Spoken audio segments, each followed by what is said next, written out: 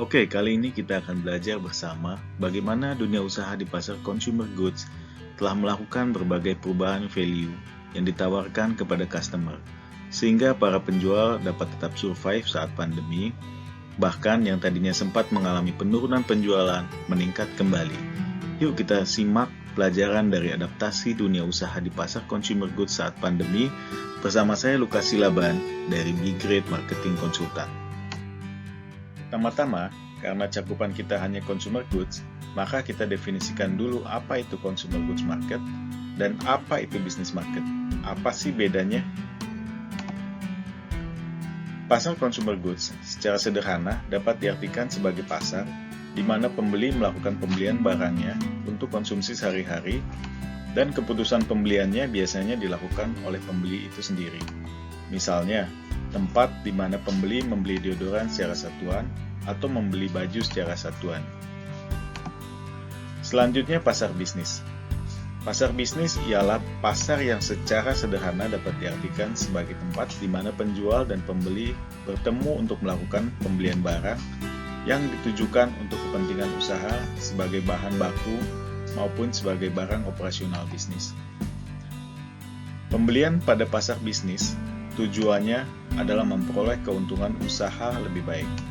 Misalnya, jual beli tawas sebagai bahan baku deodoran, atau jual beli kain untuk pembuatan baju yang akan dijual ke pasar retail. Di pelajaran kali ini, kita hanya akan bahas pasar consumer goods. Setiap orang memiliki kebutuhan, keinginan bahkan mimpi yang ingin diwujudkan. Inilah yang menjadi motivasi seseorang masuk ke dalam pasar untuk melakukan pertukaran barang, exchange. Misalnya, dia memiliki sejumlah uang untuk ditukarkan dengan sebuah mobil, sebuah rumah, atau sebuah perjalanan liburan yang menyenangkan. Di dalam pasar tersebut, ada penjual yang menawarkan solusi bagi pemilik kebutuhan, keinginan, atau mimpi. Selama ada mimpi, maka selama itu juga akan ada pasar. Sejak awal Januari 2020, COVID-19 mulai menjadi pandemi, yaitu wabah yang menyebar ke seluruh belahan dunia. Karenanya, mimpi seseorang harus diadaptasikan dengan kondisi pandemi tersebut. Setelah wabah COVID, fokus utama para pembeli adalah sehat dulu, agar ia dapat tetap menggapai mimpinya. Bahkan pada sebagian orang, mimpi mereka terganti dengan fokus untuk bertahan hidup terlebih dahulu. Sejak kasus pandemi meningkat tajam secara global, kebutuhan dan keinginan pembeli menjadi secara drastis berubah. 64% dari mereka khawatir akan kesehatannya, 82% dari mereka khawatir akan kesehatan keluarganya dan orang lain di sekitarnya, 64% khawatir akan jaminan pekerjaan dan usahanya, serta 88% khawatir akan resesi ekonomi. Oleh karenanya, dapat disarikan, kebutuhan dan keinginan pembeli kini juga mutlak dipenuhi oleh paling tidak salah satu kriteria tambahan berikut. Yang pertama, terhindar dari resiko penularan COVID-19. Yang kedua, pembelian yang mereka lakukan dapat membantu orang lain yang terdampak COVID-19. Dan yang ketiga, barang tersebut merupakan barang yang penting untuk bertahan hidup dan tidak memboroskan. Contoh perubahan tersebut dapat kita lihat pada contoh yang sederhana, misalnya lampu. Kebutuhannya adalah untuk memberi penerangan pada ruangan umumnya. Tetapi sekarang, kemasan dan cara pembeliannya juga harus terbebas dari risiko penularan COVID-19. Contoh lainnya adalah belajar. Kebutuhannya adalah untuk meningkatkan kemampuan mengatasi masalah. Sekarang, belajar tetap dilakukan, tetapi pengantaran materinya tidak boleh memberikan risiko tertular COVID-19. Itulah kebutuhan dan keinginan pembeli yang telah secara drastis berubah semenjak pandemi COVID ini meningkat secara drastis global. Perubahan pada kebutuhan dan keinginan pembeli juga merubah pola pembelian. Para pembeli fokus untuk menghindari penularan COVID-19. Oleh karenanya, mereka lebih banyak tinggal di rumah. Mereka membeli dari rumah menggunakan aplikasi online atau telepon. Mereka meminimalisir interaksi secara fisik dengan orang lain. Mereka juga lebih peduli pada kebersihan dan kesehatan. Dan terakhir, mereka mengutamakan bagaimana bisa membayar secara online. Pola pembelian ini sangat mempengaruhi produk apa yang diprioritaskan untuk dibeli.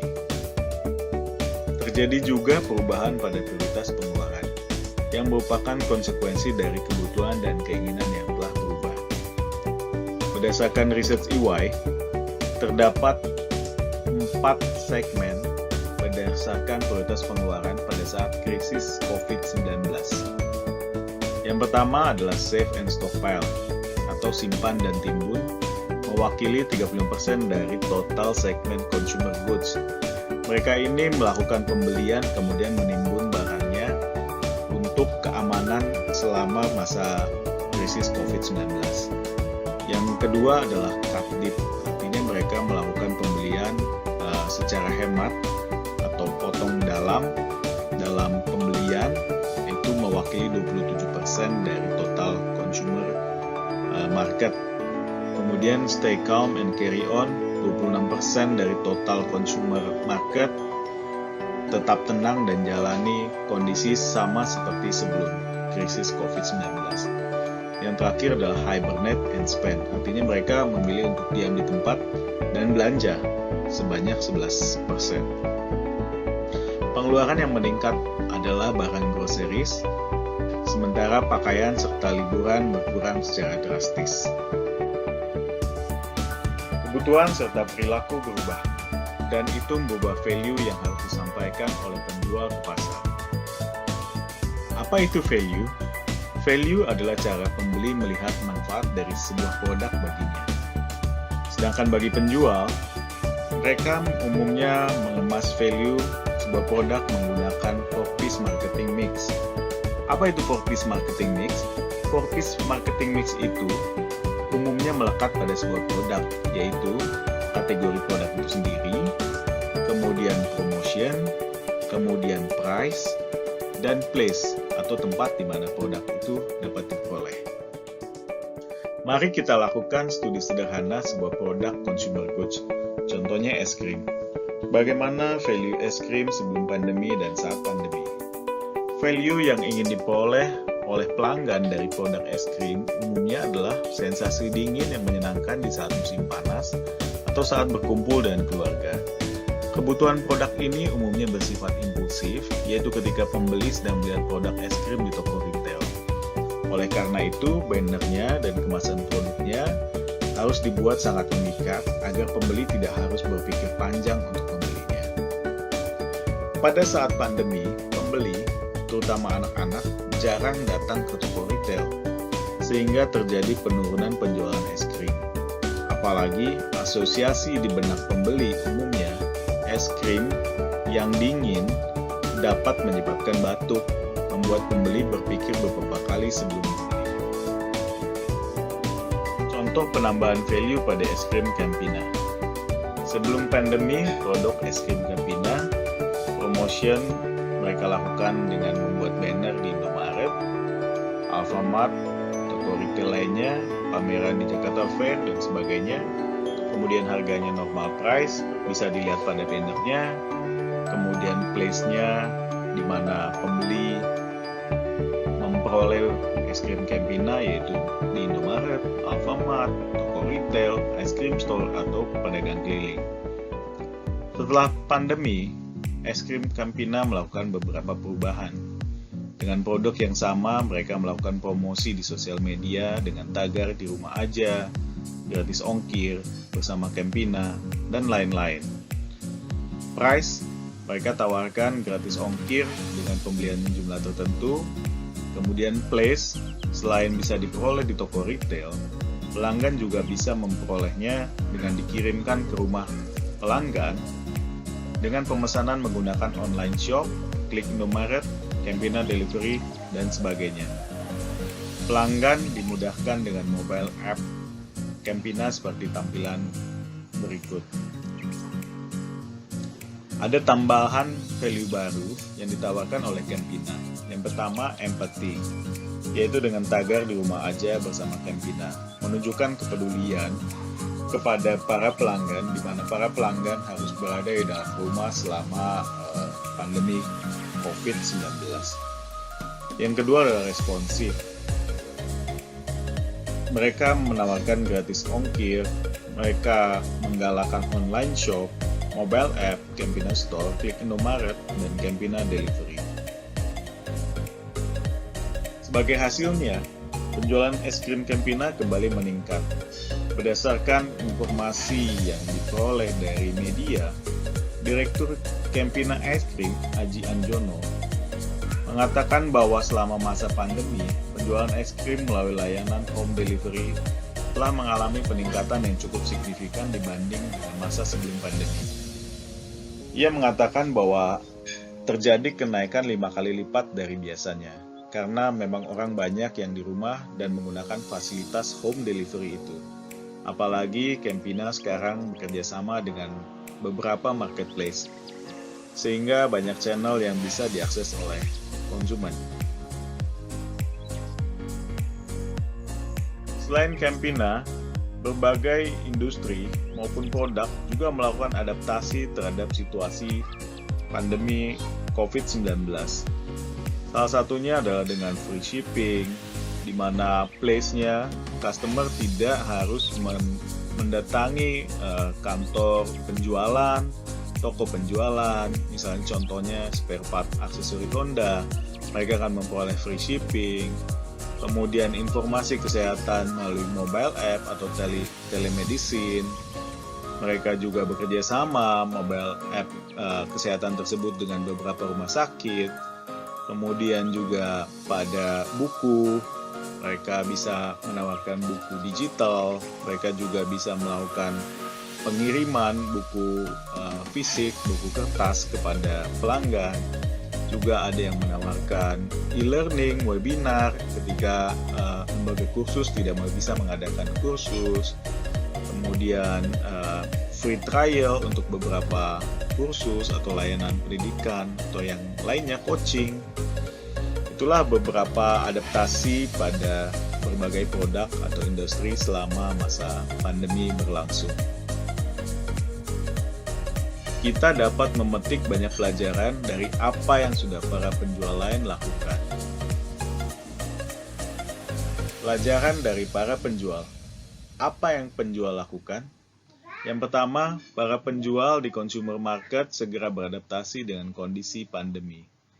Yang kedua, mengemas ulang 4-piece marketing mix menjadi value yang baru bagi pelanggan. Mereka menawarkan produk baru atau produk existing dengan value yang ditambahkan, misalnya gratis ongkir, kredit bunga ringan, penjualan online, online payment, dan sebagainya. Pada produk yang intangible seperti training, coaching, dan desain, mereka memberikan nilai tambah melalui free trial atau free course pada materi tertentu, sehingga calon pembeli dapat melihat dan merasakan terlebih dahulu sebelum membeli. Mereka juga gencar melakukan promosi dengan menggunakan sarana online dan mobile, kolaborasi antar usaha seperti dengan jasa logistik, Gojek, Grab, Marketplace, leasing, dan lain-lain, kampanye menggunakan alat pelindung diri, dan menjaga higienitas saat bekerja. Selain juga memberikan corporate social responsibility pada masyarakat yang terdampak pandemi. Di mata pelanggan, penjual menunjukkan empati dan responsif terhadap kebutuhan mereka. Ini dapat disarikan, beginilah polanya. Jadi perubahan pada makro dan pembeli, penjual melakukan perubahan pada 4-piece marketing mix-nya, di mana 4-piece marketing mix tersebut menghasilkan nilai empati dan responsif yang ditangkap sebagai expected value oleh pelanggan pada saat masa pandemi. Maka, kita pun dapat melakukannya. Kapan? Sekarang. Ini adalah tips untuk beradaptasi bagi Anda para penjual di consumer market. Yang pertama, memetakan kembali value dari produk Anda. Gunakan 4Ps marketing mix sebagai cara yang paling mudah. Yang kedua, jajaki kolaborasi, cross-selling, co-branding, endorsement, atau kerjasama antar usaha, seperti jasa logistik, jasa toko online, dan lain-lain. Yang ketiga, rencanakan promosi melalui sosial media, bisa melalui Instagram, Facebook, WhatsApp, Line, Twitter, dan sebagainya. Tambahkan fitur pembayaran online ke rekening bank, juga menggunakan GoPay, Link Aja, OVO, dan sebagainya. Tampilkan testimonial atau free trial produk jasa untuk meyakinkan pelanggan. Langkah terakhir adalah melakukan recheck. Kita berusaha agar kita bisa memenuhi apa yang dipikirkan oleh pelanggan kita. Cek, apakah sudah memberikan unsur empati dan responsif terhadap pelanggan? Hal apa yang perlu diperbaiki sebelum dipromosikan ke pasar? Lakukan trial terbatas bila diperlukan untuk memperoleh feedback. Sekarang mari kita lakukan exercise terhadap barang dan produk yang Anda miliki. Yang pertama, sebelum pandemi, kategori pertama adalah produk. Sebutkan kategori produk yang Anda miliki, kemudian promotionnya, bagaimana menyampaikan produk tersebut ke pasar, apakah menggunakan sales, apakah Anda menggunakan advertising, sales promotion, public relation, atau hal yang lainnya, social media, online website, yang lainnya. Kemudian price, berapa harganya, harga berdasarkan apa, value, kompetisi, cost, atau prestige. Artinya Anda tidak bisa menjual produk tersebut apabila harganya terlalu murah. Yang keempat adalah place, di mana barang tersebut berada, bagaimana mengirimkannya hingga ke pelanggan, dan bagaimana pelanggan dapat memperoleh barang Anda. Ini adalah komposisi value di mana pelanggan dapat melihat produk Anda dari berbagai kelebihannya, dari sisi produk, dari sisi promotion, dari sisi price, dari sisi place di mana barang tersebut berada dan bagaimana bisa diperoleh oleh pelanggan. Selanjutnya Anda harus membuat sebuah value yang baru dengan sensitivitas atau dengan kepedulian pada empati dan responsif yang saat ini menjadi penting bagi pelanggan selain dari sisi higienitasnya. Yang pertama, produknya Anda sebutkan kategori produknya Anda, apakah masih yang sama misalnya. Yang kedua, promosinya, apakah Anda harus melakukan penambahan promotion dengan pada sosial media yang baru. Selama ini mungkin Anda tidak menggunakan sosial media karena pelanggan datang, contohnya bengkel, mungkin pelanggan Anda datang dengan sendirinya ya secara rutin, tetapi ketika saat ini Anda juga perlu memaksimalkan penjualan dengan menggunakan sosial media atau WhatsApp di sekitaran lingkungan Anda, ya, atau juga Anda bisa menjual parts-nya, spare parts dari bengkel Anda dengan menggunakan aplikasi Gojek, GoSend, dan sebagainya. Yang penting Anda melakukan sebuah perubahan baru agar produk Anda ini dapat tersampaikan informasinya kepada pelanggan melalui promosi yang saat ini pelanggan utamanya berada di rumah. Jadi bagaimana dengan tidak melihat, pelanggan dapat tetap mengetahui informasi produk dari yang Anda jual atau miliki. Yang ketiga adalah price. Sensitivitas dari price ini juga menjadi sangat penting. Bagaimana Anda sekarang memposisikan price tersebut bagi para pelanggan. Beberapa fasilitas yang sering diberikan oleh penjual pada saat ini adalah umumnya gratis ongkir atau juga potongan harga dengan volume tertentu ya. Nah, ini bisa Anda pertimbangkan apabila memang Anda melihat secara keuntungan tetap Anda bisa menjaganya. Yang terakhir adalah place. Ini adalah komposisi value di mana pelanggan dapat melihat bagaimana ia dapat memperoleh barang tersebut sesuai dengan apa yang ia harapkan. Jadi di mana dia dapat memperolehnya. Pada umumnya sekarang pelanggan menginginkan produknya diterima di rumah. Artinya Anda harus menciptakan konsep di mana place tersebut ada di depan rumahnya dan dia tinggal memesan produk Anda tanpa harus repot untuk bertemu dengan Anda, berinteraksi secara fisik dengan Anda atau dengan pegawai Anda, dan mengakibatkan penularan COVID-19 yang tentunya menakutkan bagi pelanggan saat ini. Setelah Anda kemas value ini menjadi 4P marketing mix yang baru, Anda bisa melakukan trial, analisa, dan improve hasilnya.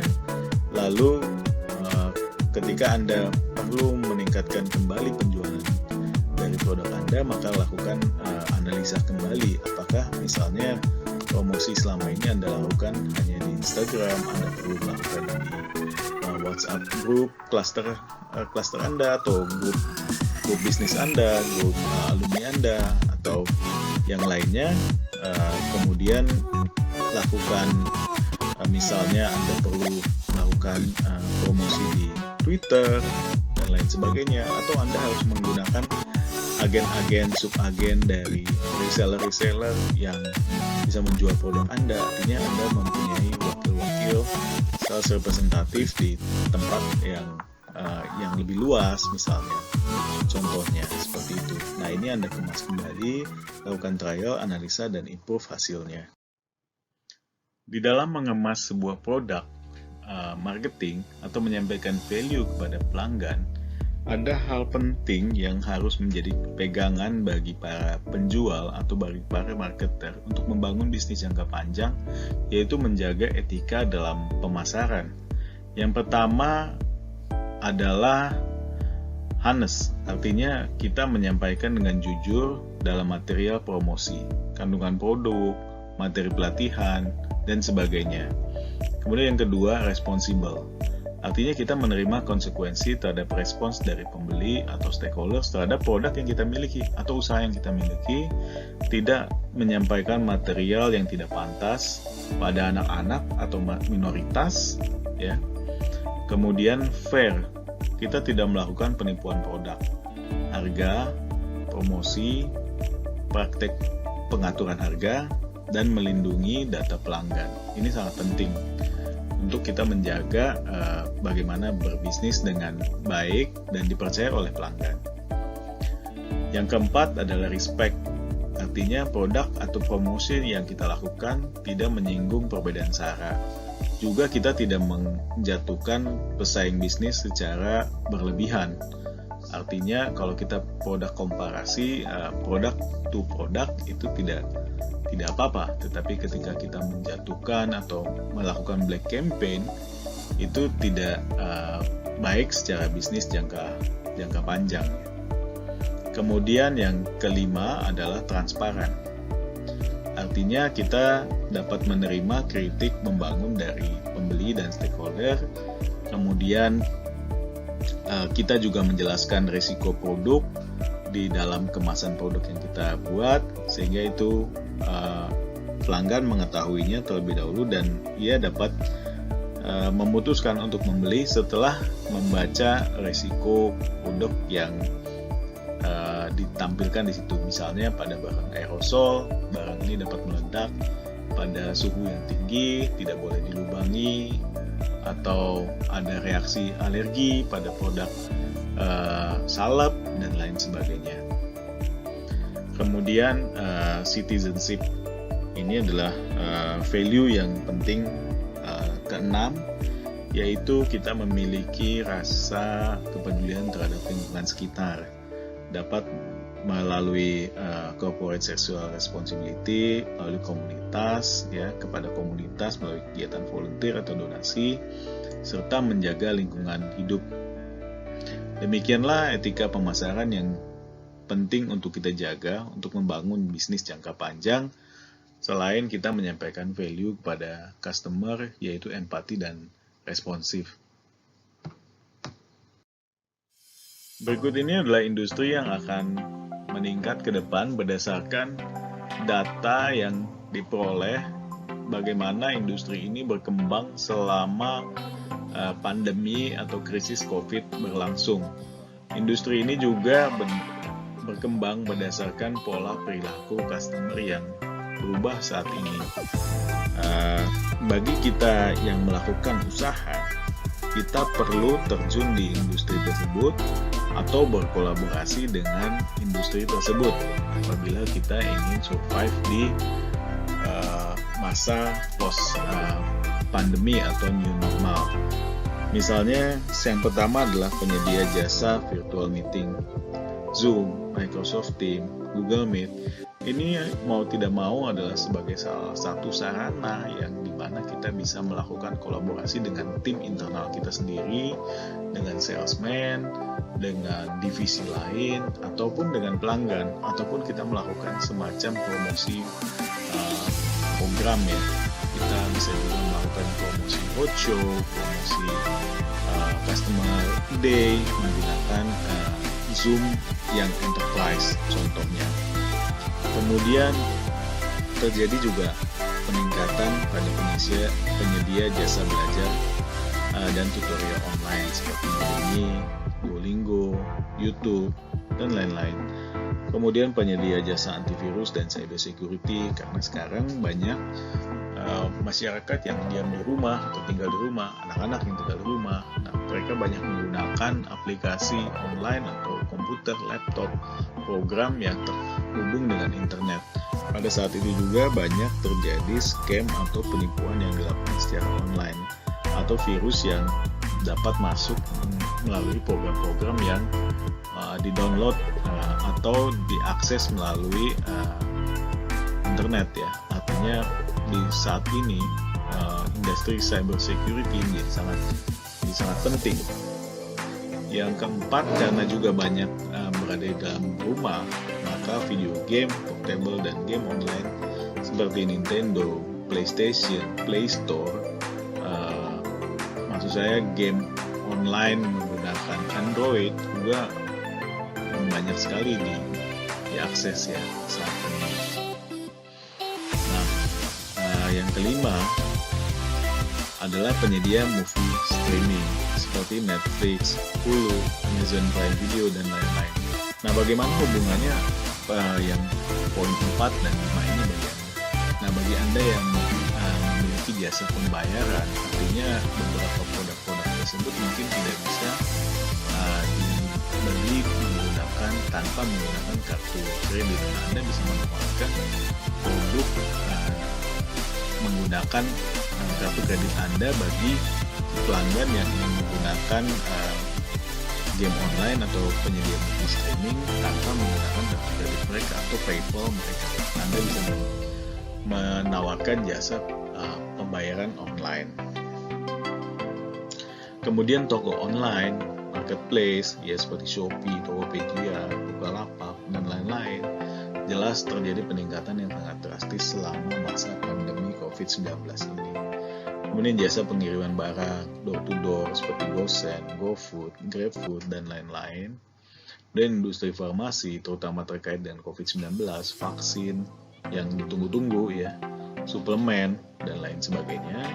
Kemudian produk kebersihan seperti desinfektan, hand sanitizer, sabun cuci tangan, alat pelindung diri, masker, face shield. Kemudian layanan medis online atau telemedicine seperti Halodoc, Aido, dan lain-lain. Kemudian layanan tutorial fitness online, di mana sekarang gym ditutup ya, maka perusahaan-perusahaan ini melakukan sebuah inovasi dengan online home suite home ya, contohnya seperti yang ada di Celebrity Fitness atau Fitness First dan lain-lain. Melalui mobile app juga banyak tutorial fitness online, dan mereka ada yang berbayar, ada yang gratis, tapi umumnya yang berbayar lebih baik. Kemudian ada, karena banyaknya masyarakat yang tinggal di dalam rumah, maka penggunaan AC juga menjadi sangat tinggi, dan akhirnya servis AC juga menjadi penting ya. Saat ini orang yang melakukan servis AC itu lebih rutin, lebih sering, karena lebih banyak tinggal di dalam rumah, terutama bagi masyarakat yang tinggal di perkotaan.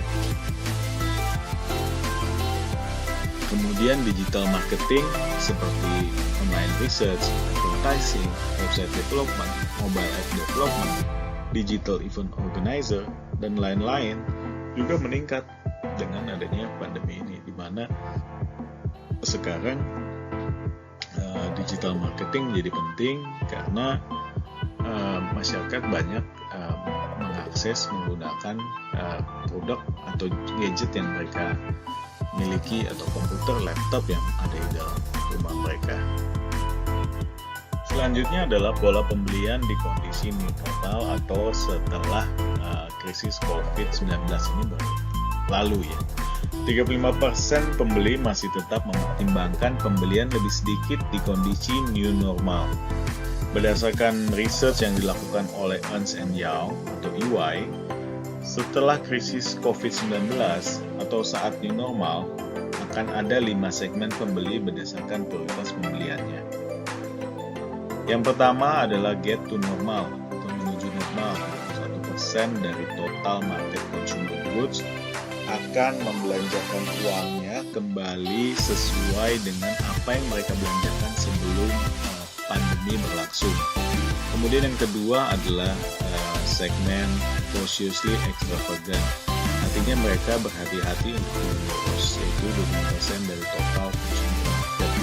Mereka memiliki akses terhadap keuangan yang cukup, tetapi mereka memilih untuk cukup berhati-hati dalam memprediksi masa depan, sehingga mereka mengeluarkan uangnya juga tidak terlalu boros ya. Artinya tidak banyak membelanjakan barang-barang yang membelanjakan uangnya untuk barang-barang yang saat ini mungkin tidak primer atau tidak penting bagi mereka. Yang ketiga adalah stay frugal atau tetap hemat.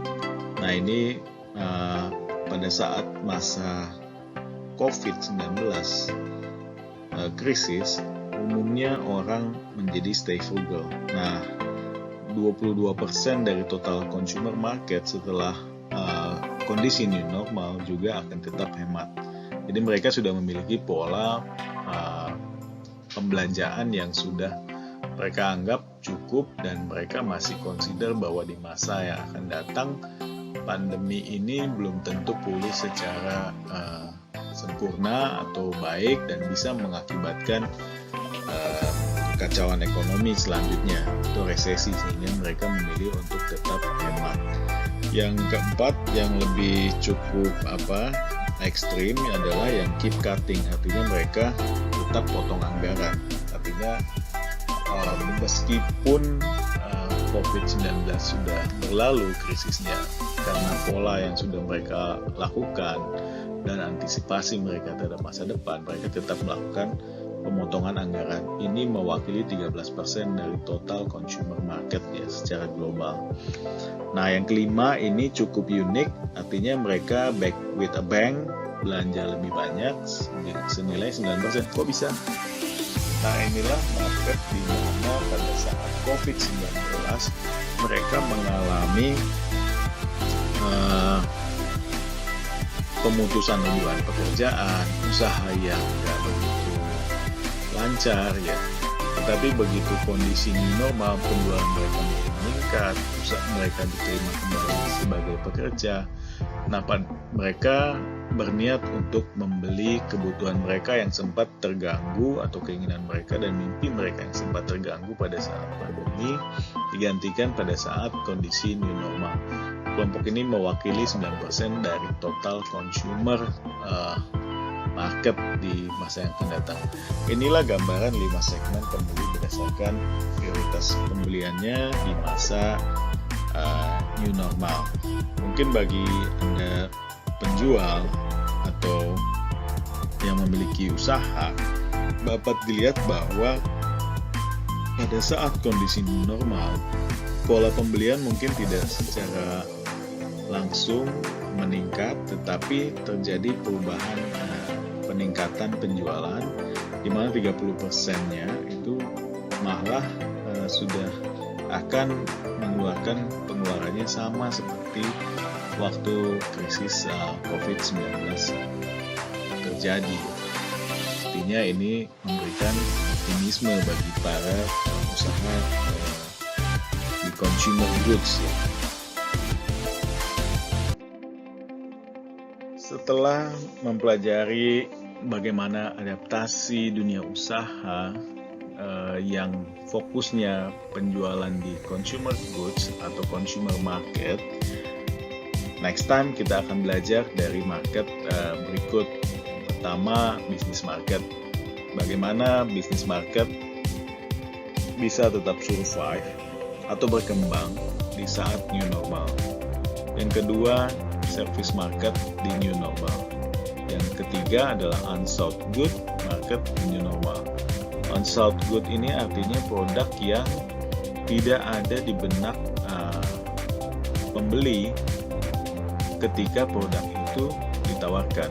Artinya pembeli sebisa mungkin sebenarnya menghindari produk tersebut karena tidak memberikan manfaat kepadanya secara langsung.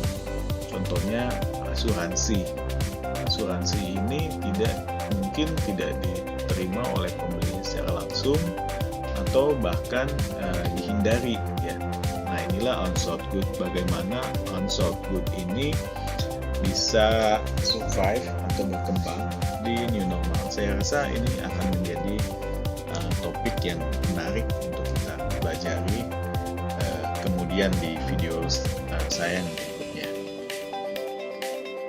Demikian video ini. Saya ucapkan terima kasih atas Anda yang telah menyaksikan video ini. Semoga memberikan inspirasi bagi Anda untuk menciptakan atau mengemas kembali value yang dapat bermanfaat dirasakan oleh pelanggan, yaitu yang pertama adalah empati dan responsif, selain juga dari sisi kesehatan yang mereka inginkan. Sukses selalu untuk Anda, salam.